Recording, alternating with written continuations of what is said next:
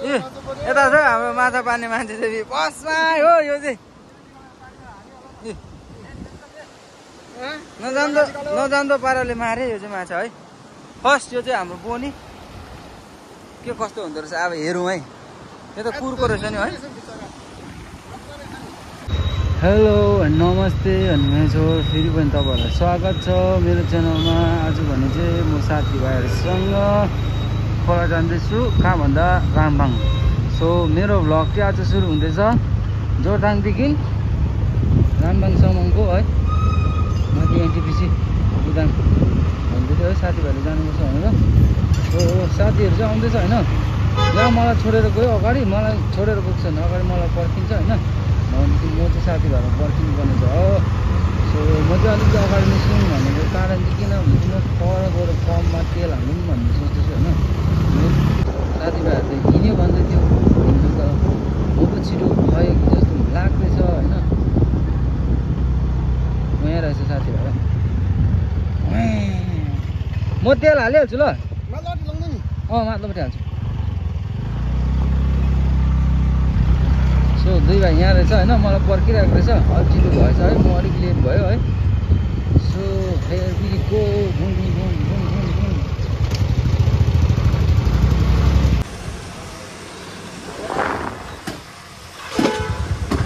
साथीभाइ म तेल हालिहालेँ होइन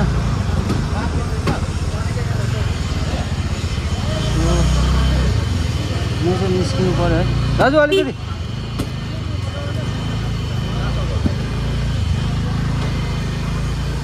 यहाँ बाटो छोडिदिँदैन कस्तो खालकोहरू हो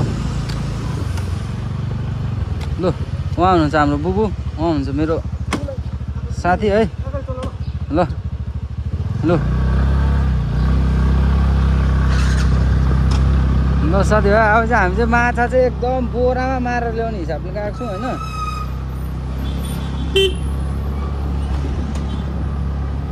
त साथीभाइ हो यस्तो छ भिर पाखाहरू चाहिँ वेस्टपट्टि हेर्नु भयो भने चाहिँ दामी दामी देख्छ भिर पाखाहरू चाहिँ तपाईँहरूले आजको चाहिँ राइडिङ भ्लग है एउटा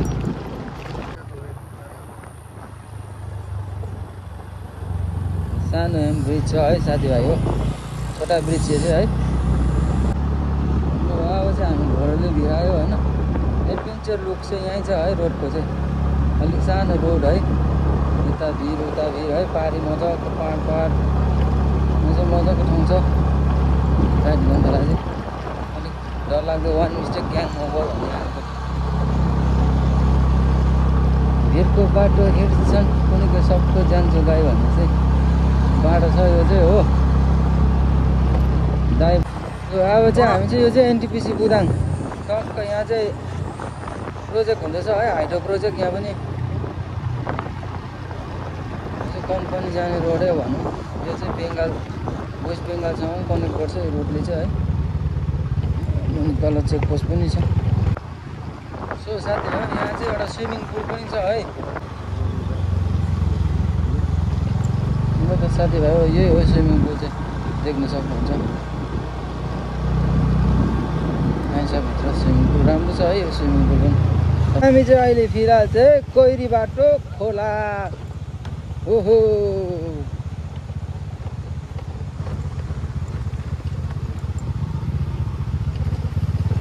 रामनवमीमा त यहाँ त सिजन जस्तो हुन्छ नि त अन्त है बु कस्तो डरलाग्दो मान्छे चाहिँ हुन्छ भने चाहिँ दुईजना हुन्छ चढाउनु हो गडाङडाङ आचेलु त्यो तिमी चढाएन भने के राइडर भन्नु हौ तिमीलाई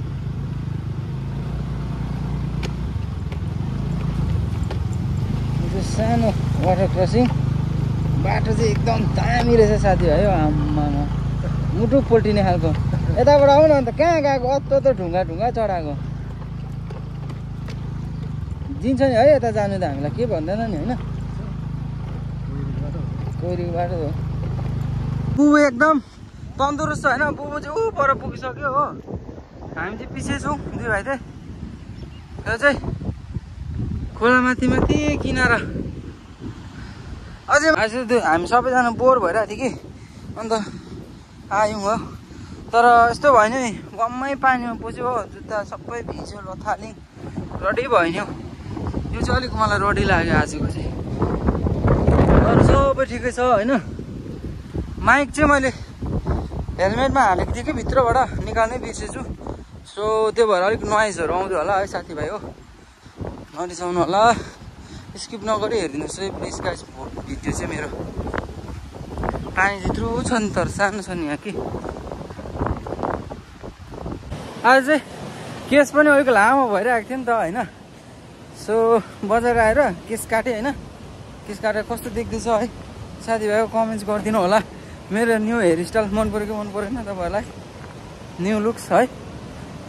हल्का कमेन्ट्स गर्नु चाहिँ नबिर्सिनुहोस् है, गरिदिइहाल्नुहोस् है। हेन्डसम दिएछ हेन्डसम भनिदिनुहोस् ल। हामी चाहिँ अब यहीँ बस्ने प्लान गऱ्यौँ होइन। तर घाम चाहिँ एकदम बेसी छ यहाँ, गरम छ होइन, शीतल ठाउँ छैन। यहाँ स्विमिङ पनि हाम्रो एकदम नेचुरल स्विमिङ पुल है। यहाँ चाहिँ पौडी खेल्नुहुन्छ भन्दैछ है साथीहरूले। सो त्यही भएर यहाँनिर बस्ने भयौँ हामी होइन। लोकेसन पनि राम्रो रहेछ यहाँ। खानाको बन्दोबस्त हुँदैछ हो, देखाइदेऊ न। के मुस्नु हुँदैछ सर तपाईँले? यसमा मुस्नुहोस् न। यस्तो दामी सिलौटा यस्तो ढुङ्गो राखिदिइरहेको छु मैले हेर।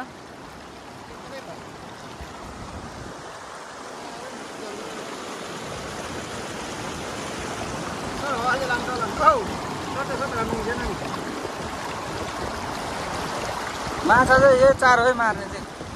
केटाहरूले माछा चाहिँ माछा मार्दैन होइन। अब हेरौँ। पानी हाल हालो, पानी पानी पानी पानी पानी लुक्न सक्दैछ आटा।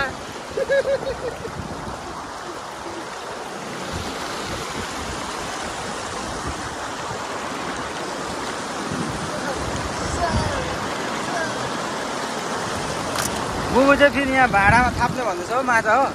बुबु यो भाँडाभित्रको माछा आयो भने डल्लै एउटै राम्रो हो। खै गाडी माछा माछा पर्छ जस्तो लागेन है। साह्रै माछा छ जस्तो लागेन, साह्रै छ जस्तो लागेन। उयो हल्दी हाल्यो अलिअलि भाँडामाथिबाट पनि दलिदिनु नि। गयो साथीभाइहरू, आमा गरम चाहिँ हेभी छ। यो गरम देखेर हामी आएको है। हाम्रो बुबुको दबाई लुकाइराखेको रहेछ कि चिसो बनाएको रहेछ हो। यो चाहिँ एकदम चिसो होस् भनेर है यहाँ हालिरहेको रहेछ। के हो कुनै मैले चिनिनँ, तपाईँहरू चिन्नु भयो भने कमेन्ट गर्नुहोस् ल। म त यसको कुरा याद छैन।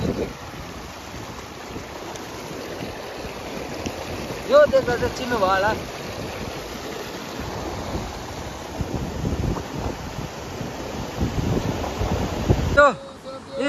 यता चाहिँ हाम्रो माछा पार्ने मान्छे चाहिँ बसमा हो। यो चाहिँ नजान्दो पाराले मारे यो चाहिँ माछा है। फर्स्ट यो चाहिँ हाम्रो बोनी के कस्तो हुँदो रहेछ अब हेरौँ है। यो त कुरको रहेछ नि है। माछा चाहिँ आएछ साथी हो।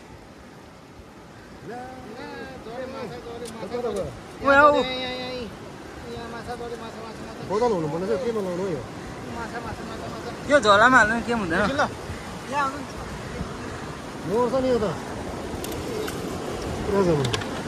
असलामत आएछ साथी हो। यस्तो माछा भइ बिचरा सबै असलाको बच्चा।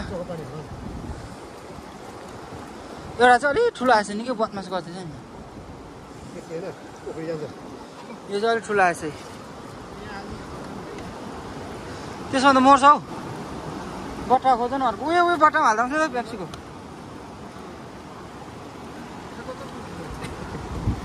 लु माछा हेर हौ।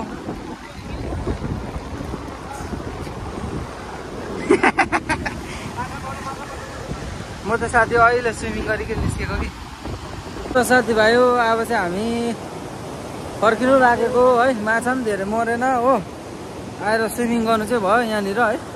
मजाले स्विमिङ गरे भयो। अनुहार डढेर हात डढेर कालै भइसक्यो घामले हो। अब चाहिँ निस्केको हामी हो अलिक तल। ल त साथीभाइ हो, केस पनि हावाले यस्तो घिराग्दो बनाइदिइरहेको छ हो। आजको भ्लग चाहिँ यहीँ नै अन्त गर्दै है। छोटो भ्लग तपाईँहरूलाई आशा लाग्छ मन पराउनुहुन्छ भनेर। फेरि कति दिनमा हुन्छ है तपाईँको सामु फेरि भ्लग ल्याउने कोसिस गर्नेछु। आजको भ्लग कस्तो भयो कमेन्ट्स गर्नुहोस् होला है भन्दै मेरो भ्लगलाई यतिमै राख्दै thank you for watching guys bye by.